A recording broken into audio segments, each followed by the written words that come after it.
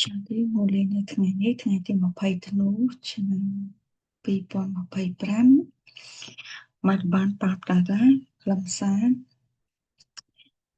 កូនរបស់អញ្ញាទាំងឡាយសាទគូរូព្រះបរមគ្រូបានមកដើម្បីធ្វើឲ្យដើម្បីបង្កើតនៅភពសំណាងដ៏ខ្ពង់ខ្ពស់របស់អ្នកព្រះបរមគ្រូលោកបានមកដើម្បីធ្វើនៅភពសំណាងដ៏ខ្ពង់ខ្ពស់របស់អ្នកដូច្នេះហើយសូមឲ្យអគ្គបកិរិយារបស់អ្នកថ្លៃថ្នូរយ៉ាងខ្លាំងដូចជារាជវង្សប្រស្នាសម្រាប់ថ្ងៃនេះតើផែនការអ្វីខ្លះដែលគ្មាននរណាម្នាក់អាចស្ដីបន្ទោសត្រូវបានបង្កើតឡើងនៅក្នុងដ្រាម៉ានេះតើផែនការអីដែលត្រូវបង្កើតឡើងនៅក្នុងដ្រាម៉ាហ្នឹងបង្កើតឡើងនៅក្នុងគេបង្កើតនៅក្នុងដ្រាម៉ាហ្នឹងប៉ុន្តែពុំមាននរណាម្នាក់ត្រូវគេបន្ទោសឡើយចម្លើយគឺផែនការសម្រាប់ឲ្យមហន្តរាយនៃពិភពចាស់នេះត្រូវបានកើតឡើងនៅក្នុងដ្រាម៉ាចឹងការបញ្ចប់នៃពិភពចាស់ផែនការនៃការបញ្ចប់មហន្តរាយនៃពិភពចាស់ហ្នឹងគឺត្រូវបានគេកំណត់មកនៅក្នុងដ្រាម៉ាគ្មាននរណាម្នាក់ត្រូវគេស្ដីបន្ទោសចំពោះរឿងនេះឡើយនេះមានន័យថាវាមិនមែនជាកំហុសរបស់នរណាម្នាក់ឡើយក្នុងពេលនេះធម្មជាតិទាំង5គឺកំពុងតែខឹងយ៉ាងខ្លាំងសម្រាប់គោលបំណងនៃមហន្តរាយ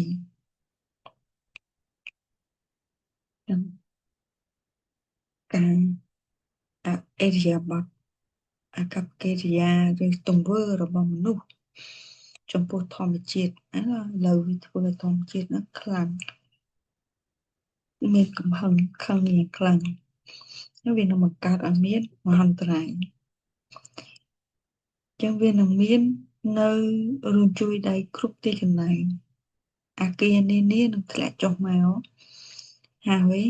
វាក៏នឹងមានទឹកជំនន់ហើយនឹងគ្រោះរាំងស្ងួតផងដែរនេះគឺជាមូលហេតុដែលលោកពុកនិយាយថាកូនឥឡូវចូលដកពុទ្ធិបញ្ញារបស់អ្នកចេញពីពិភពចាស់នេះចូលប្រតិបត្តិតាមស្វីម៉ាត់របស់សាទគូរូព្រះបរមគ្រូលះបង់នៅមនសិការនៃរូបកាយខណៈពេលអ្នកនៅរស់រានមានជីវិតនៅក្នុងរាងកាយចាត់ទុកខ្លួនឯងតែជាអាត្មានហើយក៏បន្តធ្វើការប្រឹងប្រែងដើម្បីនឹកឃើញនៅលោកឪពុកចម្រៀងគេច្រៀងថាពួកយើងត្រូវតែប្រតិបត្តិតាមផ្លូវដែលពួកយើងត្រូវតែដើរតាមផ្លូវដែលពួកយើងត្រូវតែប្រុងប្រយ័ត្នកុំឲ្យធ្លាក់ចុះមកចំផ្លូវដែលយើងដើរនោះគឺវាមានគ្រោះថ្នាក់ដែល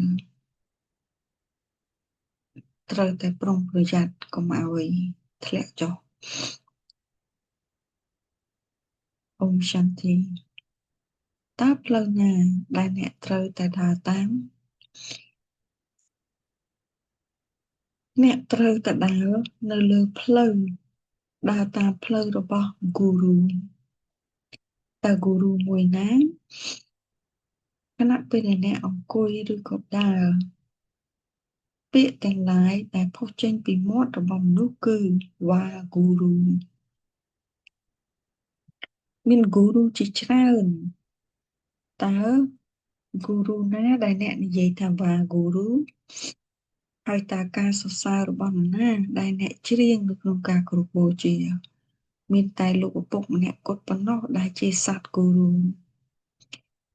មានគូរូជាច្រើននៅលើវិថីនៃការគោរពបូជាការសរសើរអ្នកខ្លះសរសើរគ្រូមួយនេះអ្នកខ្លះសរសើរគ្រូមួយនោះ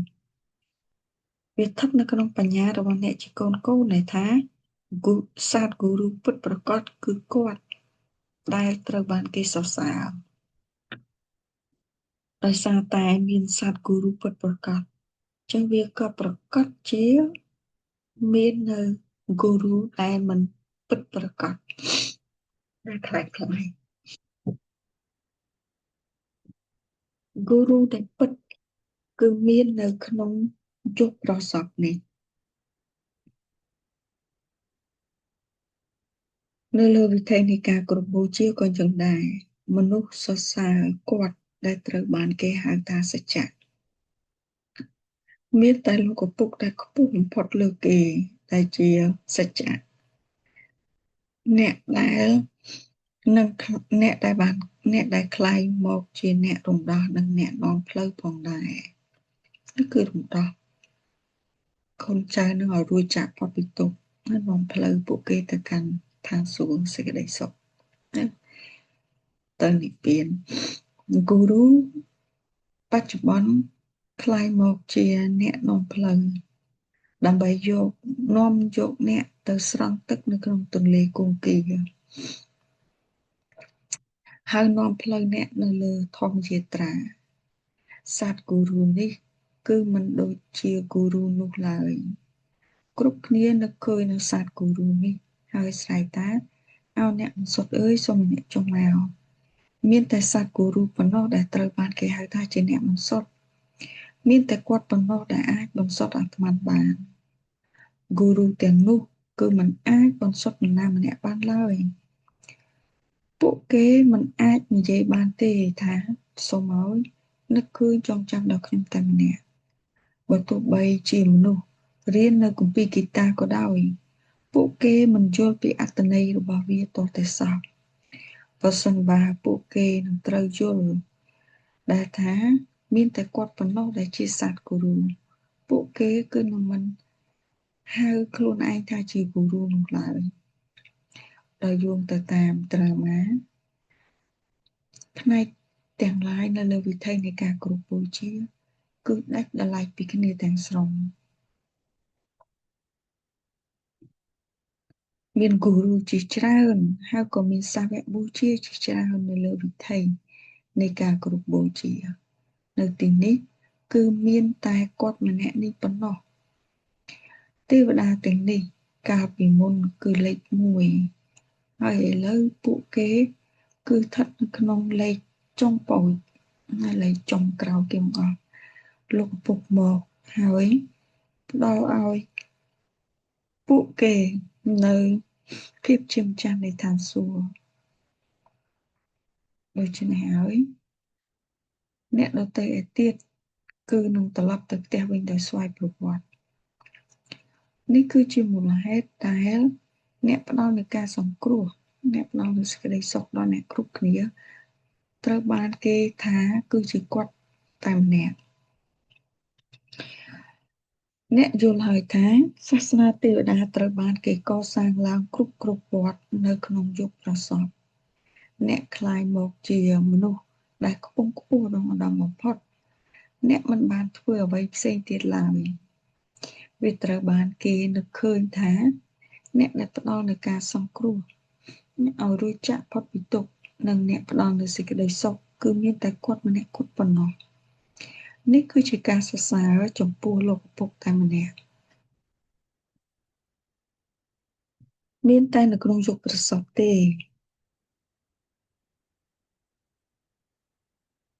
ដែលយើងទទួលបាននៅនិព្វាននិងឋានសួគ៌ការរួចចាកផុតអំពីទុក្ខហើយនឹងសេចក្តីសុខនៅក្នុងនៅឯយុគមាសគឺមានតែសាសនាមួយគត់ប៉ុណ្ណោះនេះក៏ជាអ្វីដែលត្រូវតែស្វែងយល់ផងដែរប៉ុន្តែអ្នកណាអាចនឹងផ្ដល់ឲ្យអ្នកនៅកតិបណ្ឌិតបែបនេះអ្នកយល់ហើយថាមានតែលោកឪពុកតែប៉ុណ្ណោះដែលមកហើយបង្ហាញផ្លូវដល់អ្នកតើគាត់ដល់នៅશ્រីម៉ាត់ឲ្យទៅនរណាશ્រីម៉ាត់គឺជាពាក្យណែនាំផ្លូវរបស់គាត់គឺគាត់ផ្ដល់ឲ្យអាត្មាទាំងឡាយគាត់គឺជាឪពុកជាគ្រូហើយគាត់ក៏ជាសត្វគូរូព្រះបរមគ្រូគាត់បង្រៀនអ្នកនៅចំណេះវិជ្ជានេះឯ guru ដទៃឯទៀតគឺបង្រៀនតែការគោរពបូជាប៉ុណ្ណោះអ្នកទទួលបាននូវសេចក្តីសុខពីលោកឪពុកតាមរយៈចំណេះវិជ្ជានេះហើយក្រោយមកអ្នកក៏ចាក់ចែងពីពិភពចាស់នេះក៏ជាការលះបង់ឥតព្រំដែនផងដែរលោកឪពុកលោកបានពន្យល់ថាកំណើតទាំង84កំណើតរបស់អ្នកឥឡូវកំពុងខិតជិតដល់ទីបញ្ចប់ហើយពិភពលោកនេះឥឡូវនឹងជិតដល់ទីបញ្ចប់ហើយនៅពេលដែលមនុស្សធ្លាក់ខ្លួនឈឺធ្ងន់គេនិយាយថានៅពេលដែលនរណាម្នាក់ធ្លាក់ខ្លួនឈឺធ្ងន់មនុស្សនិយាយថាគាត់គឺចិត្តនឹងស្លាប់ហើយគាត់ចិត្តស្លាប់ហើយដូច្នេះតើមានប្រយោជន៍អ្វីដែលនឹងត្រូវនឹកឃើញដល់គាត់រាងកាយនោះគឺនឹងត្រូវកំទេចចោលហើយអាត្មានឹងធ្វើដំណើរទៅហើយចាប់កំណើតនៅក្នុងរូបកាយថ្មីមួយទៀតក្តីសង្ឃឹមទាំងអស់នឹងបាត់បង់នៅឯ Bengal នៅពេលដែលពួកគេឃើញថាវាគ្មានសង្ឃឹមតទៅទៀតចំពោះនរណាម្នាក់មានន័យថាគាត់ឈឺធ្ងន់គេលែងសង្ឃឹមពួកមនុស្សគេក៏បានយកគាត់ទៅទន្លេគង្គាដូច្នេះហើយដើម្បីឲ្យអាត្មារបស់គាត់អាចចាកចេញពីរាងកាយនៅទីនោះទៅកាន់សុគតិភពពួកគេថ្វាយបង្គំទៅរូបសំណាកទេវតាហើយបន្ទាប់មកគេនិយាយថាត្រោននោះគឺពន្លិចក្នុងទឹកពន្លិចក្នុងទឹកអ្នកឥឡូវយល់ហើយថាពិភពចាស់ទាំងមូលនេះគឺនឹងត្រូវលិចលង់វានឹងមាននៅទឹកជំនន់ភ្លើងឆាបឆេះហើយមនុស្សក៏នឹងអត់ឃ្លានរហូតដល់ស្លាប់ហើយពេលទឹកជំនន់នឹងភ្លើងឆាបឆេះនោះវាបំផ្លាញស្រូវកហើយវាបំផ្លាញស្បៀងអាហារដូចជាអត់មនុស្សនឹងអត់ឃ្លានដល់ស្លាប់លក្ខខណ្ឌទាំងអស់នេះគឺនឹងកើតមានស្ថានភាពទាំងអស់នេះគឺវានឹងកើតមានអាគារលក្ខណៈនឹងដួលរលំនៅក្នុងគ្រោះរំជួយដីនៅក្នុងពេលនេះធាតុទាំង5គឺមានកម្លាំងដ៏ខ្លាំងក្លាបែបនេះដែលពួកវានឹងកំទេចអ្វីគ្រប់យ៉ាងចោលធាតុទាំង5វាពេញទៅដោយកំហឹងចំពោះទង្វើរបស់មនុស្សចំពោះធម្មជាតិហ្នឹងចឹងវាខំខ្លាំងហ្នឹងគឺវាបង្កើតទៅជាគ្រោះធម្មជាតិ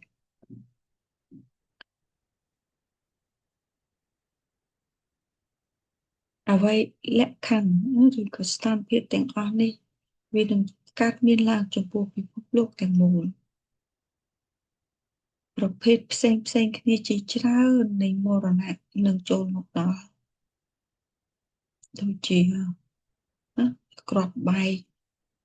ដែលពេញទៅដោយរំសេងជាតិពុលគ្រាន់តែនរណាម្នាក់គ្រាន់តែកេះកៃដ៏តូចមួយរបស់វាភ្លាមគាត់ក៏คล้ายទៅជាសន្លប់អត់ដឹងខ្លួនឬក៏នរណាម្នាក់ដែលត្រូវអាជាតិពុលនឹងចេញពីគ្រាប់បែកហ្នឹងគឺសន្លប់លែងដឹងខ្លួនអ្នកជាកូនដឹងហើយថានឹងមានអ្វីកើតឡើងគាត់គឺកំពុងតែជំរុញឲ្យអ្វីទាំងតើនរណាដែលកំពុងតែជំរុញឲ្យអ្វីទាំងអស់នេះកើតឡើងលោកឪពុកមិនមែនជាអ្នកជំរុញវាឲ្យកើតឡើងនោះឡើយ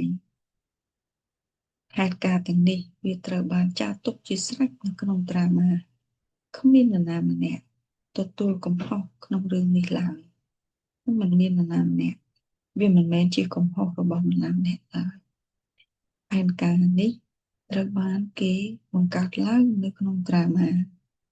ជាសាច់រឿងរបស់ត្រាម៉ាពិភពចាស់នេះគឺប្រកាសជានឹងคล้ายជាថ្មីម្ដងទៀតវាក៏នឹងមានគ្រោះធម្មជាតិនានាផងដែរមហន្តរាយត្រូវតែកើតមានឡើង ពុទ្ធិយូហ្គាគឺត្រូវតែដកចេញពីពិភពចាស់នេះត្រូវបានគេហៅថាការលះបង់ឥតព្រំដែនអ្នកឥឡូវនិយាយហើយថាវ៉ាសត្វគូរូវ៉ាអ្នកបានបង្ហាញពួកយើងនៅផ្លូវនេះអ្នកជាកូនត្រូវបានគេប្រាប់ថាអ្នកជាកូនត្រូវបានគេប្រាប់ថាកុំឲ្យមានប្រព្រឹត្តនៅអាកប្បកិរិយាដូច្នេះដែលនៅក្នុងលក្ខណៈដែលធ្វើឲ្យលោកឪពុកខូចកេរ្តិ៍ឈ្មោះចឹងចូលអ្នកស្លាប់ខណៈពេលនៅរស់រានមានជីវិតនៅទីនេះអ្នកលះបង់នៅរាងកាយរបស់អ្នកហើយចាត់ទុកខ្លួនឯងថាជាអាត្មានអ្នកត្រូវតែក្លាយមកជាអាត្មានដែលផ្ដាច់ចេញពីរូបរាងកាយរបស់អ្នកហើយនឹកឃើញដល់លោកឪពុកអ្នកនិយាយរឿងល្អយ៉ាងខ្លាំងថាវ៉ាសត្វគូរូវ៉ាមានតែសត្វគូរូអលោកប៉ុណ្ណោះក្បាំងចកគឺអ្នកដែលមកពីពិភពក្រៅនៃលោកនេះត្រូវបានគេសរសើរសត្វគូរូអលោកនឹងត្រូវបានគេសរសើរហើយគាត់មកពីឋានអលោកដែលមិនមែននៅលើពិភពផែនដីនេះឡើយចឹងគឺមានគូរូលោកីជាច្រើនអ្នកហើយក៏មានតែសត្វគូរូពិតប្រាកដតែម្នាក់ដែលឈ្មោះរបស់គាត់ត្រូវបានគេពិពណ៌នានៅលើវិថីនៃការគោរពបូជាលោកឪពុកនៃពិភពលោកទាំងមូលគឺគាត់តែម្នាក់គត់ប៉ុណ្ណោះគ្មាននរណាម្នាក់ដឹងថាតើពិភពថ្មីត្រូវបានកសាងឡើងដោយរបៀបណានោះឡើយនៅក្នុងគម្ពីរគេបង្ហាញរូបអវសាននៃផែនដីហើយបន្ទាប់មកគេឃើញគេនៅក្នុងគំនូរនឹងគេថាશ્រីក្រឹស្ណាបានមកដល់អណ្ដែតនៅលើស្លឹកពោធិ៍អ្នកឥឡូវយល់ហើយថាតើគាត់អាចមកអណ្ដែតនៅលើស្លឹកពោធិ៍ដោយរបៀបណាចុះវាគ្មានប្រយោជន៍អ្វីឡើយនៅក្នុងការសរសើរដល់શ્រីក្រឹស្ណាអ្នកឥឡូវបានជួបសត្វគូរូដែលនាំយកអ្នកចូលទៅកាន់សភាពដែលឡើងខ្ពស់ត្រដែតគេនិយាយថាវាមានប្រយោជន៍សម្រាប់អ្នកគ្រប់គ្នាដោយសារតែសភាពឡើងខ្ពស់ត្រដែតនឹងដូច្នេះហើយលោកឪពុកនៃព្រលឹងទាំងឡាយស្ថិតនៅទីនេះហើយបញ្យល់ប្រាប់ដល់អាត្មាទាំងឡាយគឺពួកយើងជាអាត្មានដែលបានចាប់កំណើត84កំណើតអាត្មានមានរូបកាយដែលមានឈ្មោះផ្សេងគ្នាជាច្រើនមានរូបនិងឈ្មោះផ្សេងគ្នានៅក្នុងកំណើតនីមួយចឹងអាត្មានចាប់កំណើតម្ដងមានឈ្មោះនិងរូបកាយមួយចាប់ម្ដងទៀតឈ្មោះនិងរូបកាយផ្សេងទៀតអ្នកមិនអាចនិយាយទេថាអ្នកនេះអ្នកនោះបានចាប់កំណើត84កំណើតអត់អាចនិយាយចឹងទេគឺអាត្មាតែជាអ្នកចាប់កំណើត84កំណើតរាងកាយនឹងបន្តផ្លាស់ប្ដូរជានិច្ចអ្នកមាននៅអ្វីទាំងអស់នេះនៅក្នុងបញ្ញារបស់អ្នកត្រូវតែមាននៅចំណេះវិជ្ជាទាំងអស់នេះនៅក្នុងបញ្ញារបស់អ្នកចូលបញ្យល់ការបញ្យល់ប្រាប់ដល់នរណាម្នាក់ដែលបានមកដល់ទីនេះថាវាធ្លាប់មាននគរមួយនៃរបស់ទេវតានៅពេលចាប់ផ្ដើមពីដំបូងហ្នឹងគឺវាធ្លាប់មាននគរទេវតាហើយនគររបស់រាវិនកើតមាននៅពេលក្រោយនៅពេលដែលវត្តនៃពិភពលោកបានពាក់កណ្ដាលជុំអ្នកបន្តចុះមកតាមចណ្ដាលនោះគឺភាពបរិសុទ្ធគុណភាពរបស់អាត្មាបន្តធ្លាក់ចុះមកដូចចុះចណ្ដាលនៅអាយុមាសអ្នកកាលពីមុនគឺសត្វតូបដាន ហើយបន្ទាប់មកអ្នកតែចេះតែបន្តធ្លាក់ចុះតាមរយៈសភាពនៃធ្លាក់ចុះឆ្លងកាត់សភាពនៃសត្វតូរ៉ាជូនិងតាម៉ុងវដ្តនៃពេលវេលានេះវានឹងបន្តវិលជុំជានិច្ចអ្នកខ្លះសួរថា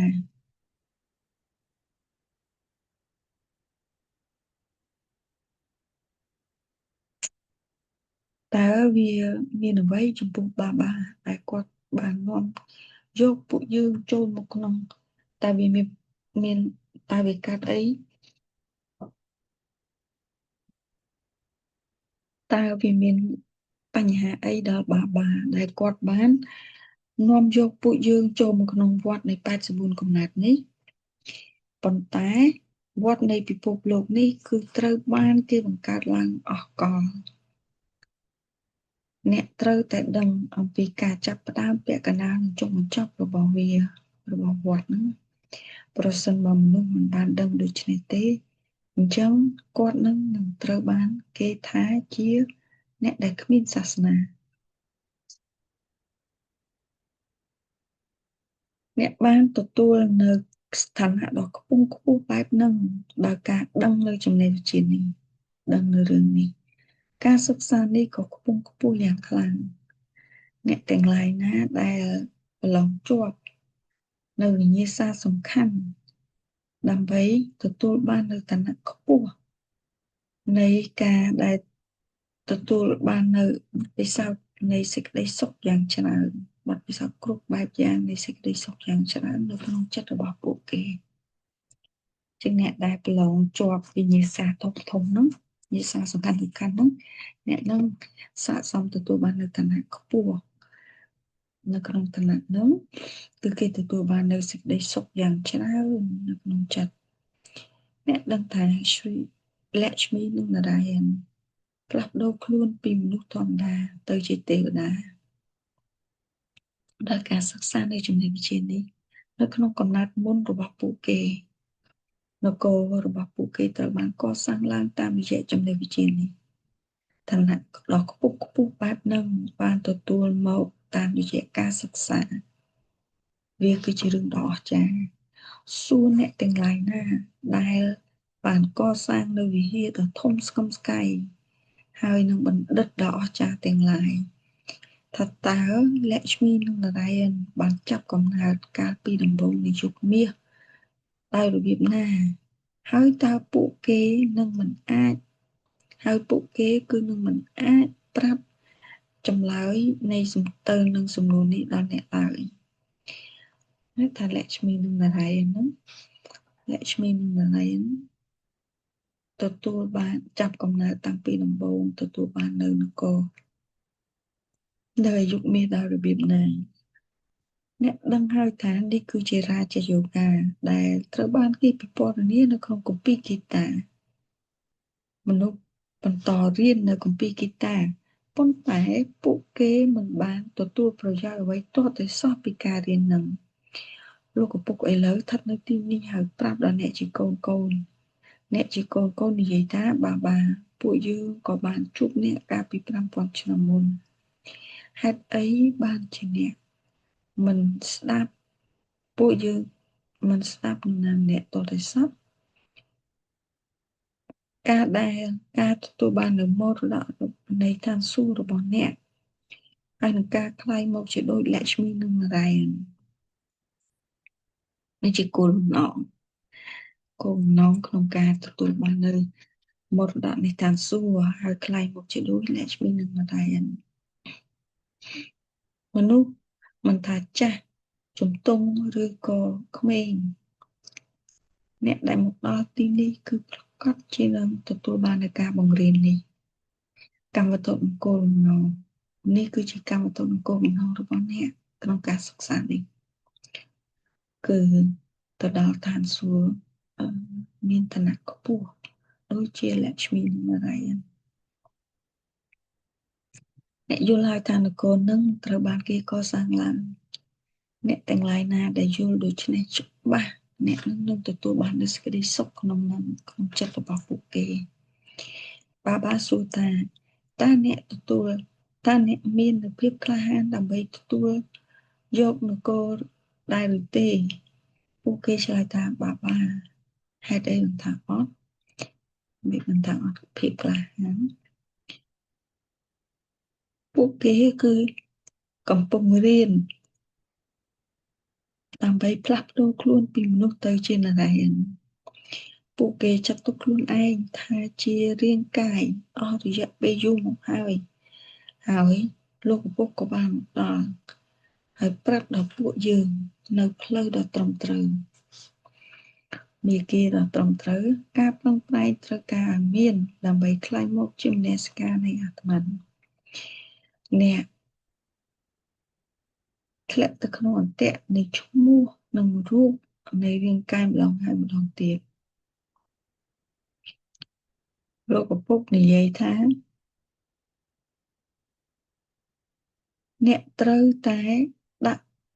ដកចិត្តចេញពីរូបនិងកាយរបស់អ្នកចេញពីឈ្មោះនិងរូបកាយរបស់អ្នកកាត់ចិត្តណា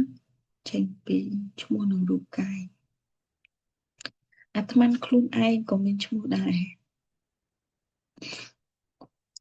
លោកឪពុកគឺបរមអាត្មាគឺបរមឪពុកលោកឪពុកលោកីគឺនឹងមិនដែលហៅខ្លួនឯងថាជាលោកលោកបរមលោកឪពុកបរមឪពុកឡើយពាក្យថាបរមឬក៏កម្ពូលនឹងគឺផ្ដល់ឲ្យលោកឪពុកតែម្នាក់គាត់ប៉ុណ្ណោះគឺគាត់ដែលអ្នកនិយាយថាវ៉ាហ្គូរូហើយអ្នកក៏អាចបញ្យល់កិច្ចចំណៃវិជ្ជានេះទៅកាន់ឧបជិតសិទ្ធអ្នកកាន់សាសនាដែលនេះគឺជាការរំលឹក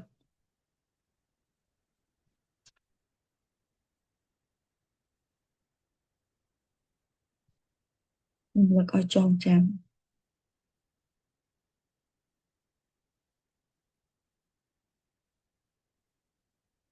អំសន្តិសូមបន្តទៅខ្លឹមសារសម្រាប់ការប្រតិបត្តិនៅសិលធម៌ថ្ងៃនេះទី1คล้ายមកជាអ្នកដែលគ្មានចំណងចិត្តនិងកាត់ចិត្តចេញអំពីឈ្មោះនិងរូបកាយឈ្មោះនិងរូបនៃ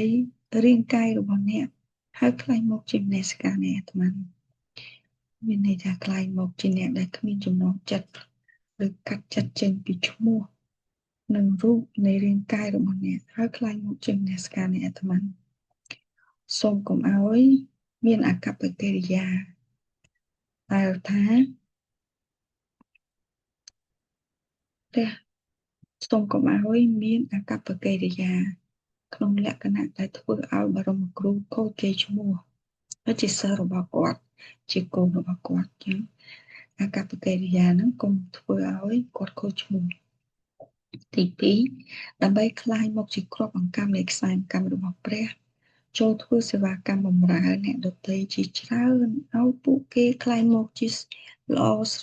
ដូចទៅនឹងអ្នកដែររក្សានៅសេចក្តីសុខក្នុងចិត្តដែលថាអ្នកគឺកំពុងរៀនដើម្បីទទួលបាននៅនគរការសិក្សានេះគឺជាការសិក្សាដើម្បីคลายមកជានរ៉ែនពីមនុស្សសាមញ្ញធម្មតាពរជ័យសម្រាប់ថ្ងៃនេះសូមឲ្យអ្នកទទួលបាននូវសិទ្ធិចំពោះសម្បត្តិគ្រប់ប្រការហើយសន្សំនៅបុណ្យហើយសន្សំនៅផលបុណ្យដែលមិនចេះសាបសូន្យដោយការមាននៃការនឹកឃើញចងចាំចំពោះលោកឪពុកជាប់ជានិច្ចដោយការមាននៃការនឹកឃើញចងចាំចំពោះលោកឪពុកជាប់ជានិច្ចអ្នកនឹងបន្តទទួលបាននូវផលបុណ្យគ្រប់ពេលវេលាហើយទទួលបាននូវសិទ្ធិចំពោះរតនសម្បត្តិគ្រប់ប្រការនៃសេចក្តីសុខសន្តិភាពណាអានន្ទហើយនឹងក្តីស្រឡាញ់អានន្ទគឺលើសពីសុខទៅទៀតវិបុលសុខវេទនានៃកម្មណាមួយគឺនឹងមិនមានអារម្មណ៍ថាវាជាវេទនានោះឡើយយើងឆ្លងកាត់វេទនានៃកម្មប៉ុន្តែមិនមានអារម្មណ៍ថាវាជាវេទនាឡើយនៅក្នុងយុគប្រសពនេះព្រាហ្មណ៍ គឺมันអាចទទួលរងនូវភាពវេទនានោះឡើយមិននៅក្នុងយុគសព្ទនេះព្រាហ្មណ៍គឺมันវេទនាឡើយมันអាចវេទនាឡើយប្រសិនបើវាមានវេទនានៃកម្មណាមួយវាកើតមានឡើងដើម្បីរំលឹកដល់អ្នកអំពីលោកពុកចឹងបើយើងកើតមាននូវវេទនានៃកម្មគឺវាជាសញ្ញារំលឹកប្រាប់ថាឲ្យនឹកឃើញចងចាំដល់លោកពុកដោយតែកុលាបមានបន្លាដើម្បីការពារខ្លួនវាដើម្បីការពារខ្លួនវាដូចគ្នាដែរការលំបាកនានាคล้ายមកជាឧបករណ៍ដើម្បីរំលឹកដល់អ្នកឲ្យនឹកឃើញចងចាំដល់លោកឪពុកឲ្យកាន់តែច្រើនពាក្យស្លោកសម្រាប់ថ្ងៃនេះអ្នកប្រាប់នៅបទពិសោធន៍របស់អ្នកអំពីរូបនៃក្តីស្រឡាញ់ហើយឥឡូវចូលប្រាប់នៅបទពិសោធន៍របស់អ្នកនៃអំណាចអ្នកបាននិយាយប្រាប់អំពីបទពិសោធន៍របស់អ្នកស្ដីអំពីរូបនៃក្តីស្រឡាញ់ឥឡូវចូលប្រាប់នៅបទពិសោធន៍របស់អ្នកស្ដីអំពីអំណាចអូមશાន្តិអាវិត signal នៅថ្ងៃនេះឥឡូវសូមឲ្យមានការយកចិត្តទុកដាក់ជាជ្រាលជ្រៅក្នុងការคลายមកជាកាមាធិនិងការដែលល្អគ្រប់លក្ខណៈអ្នកបានឃើញជាក់ស្ដែងនៅក្នុងដែលកើតមានចំពោះសាខាស form ឬកើតមាននៅពេលដែលប្រាមាបាបានៅមានបច្ចុប្បន្នឡើយតែសាច់រឿងឬផ្នែកចុងក្រោយនៃសភាពជាកាមាធិនឹងគឺថាវាជាសភាពដែលផ្ដល់នៅពរជ័យតែប៉ុណ្ណោះកាមាធិគឺសភាពចុងក្រោយនឹងគឺជាសភាពដែលផ្ដល់នៅពរជ័យតែប៉ុណ្ណោះចឹងប្រាមាបាបាមុនពេលចែកឋានចេញទៅនោះលោកឈានទៅដល់ដំណាក់នៃកាមាធិទៅគឺលោកផ្ដល់តែពរជ័យប៉ុណ្ណោះ